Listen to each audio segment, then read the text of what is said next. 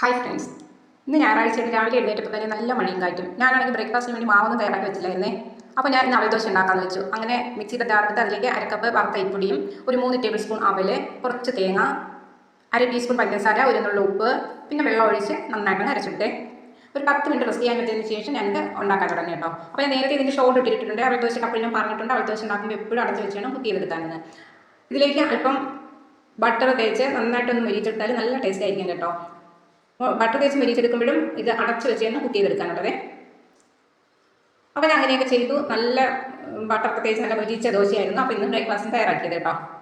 അപ്പോൾ അത് കഴിഞ്ഞപ്പോഴത്തേക്ക് ബ്രേക്ക്ഫാസ്റ്റ് കഴിഞ്ഞപ്പോഴത്തേക്ക് പിന്നെ വീട്ടിൽ കുറച്ച് ഉണക്ക ഇരിപ്പുണ്ടായിരുന്നേ, അതെടുത്ത് കറി വെച്ചു. പിന്നെ നോക്കിയപ്പോൾ ഫ്രീസറിൽ കുറച്ച് ചക്ക ഇരിപ്പുണ്ടായിരുന്നു, അതെടുത്ത് ചക്ക കുഴച്ച്. അത് കണ്ടപ്പോൾ മോള് പറയുകയാണ് ചക്കയ്ക്ക് പോലും അറിയാതെ എന്നാണ് ഫ്രീസറിൽ കയറിയിരുന്നത്. അത് സത്യമാണ് കേട്ടോ. ചക്ക ഫ്രീസറിൽ ഇരിക്കാൻ തുടങ്ങിയിട്ട് ഒരുപാട് നാളായി. അങ്ങനെ അതിൽ നിന്ന് മോചനം കിട്ടി. അത് കഴിഞ്ഞിട്ട് പിന്നെ ഉണ്ടാക്കിയത് കാബേജ് മെഴുക്കുരട്ടിയായിരുന്നേ. കാബേജിൽ സവാള, പച്ചമുളക് ഇതൊക്കെ ഇട്ട് വഴറ്റിയതിന് ശേഷം കുറച്ച് മഞ്ഞപ്പൊടിയും ചേർത്ത് നന്നായിട്ട് മിക്സ് ചെയ്ത് തേങ്ങാപ്പീരയും ഇട്ട് ഇളക്കി എടുക്കുന്നതിനാണ് നമ്മൾ കാബേജ് മെഴുക്കുരട്ടി എന്ന് പറയുന്നത് കേട്ടോ. അപ്പോൾ അതും ഉണ്ടാക്കി ഇന്നത്തെ ലഞ്ചിനുള്ള കാര്യങ്ങളെല്ലാം ആയി കേട്ടോ. ഇത്രയും ജോലിയൊക്കെ ചെയ്തിട്ടും ഇവിടെ മഴയ്ക്കും കാറ്റിനും ഒരു ശമനവും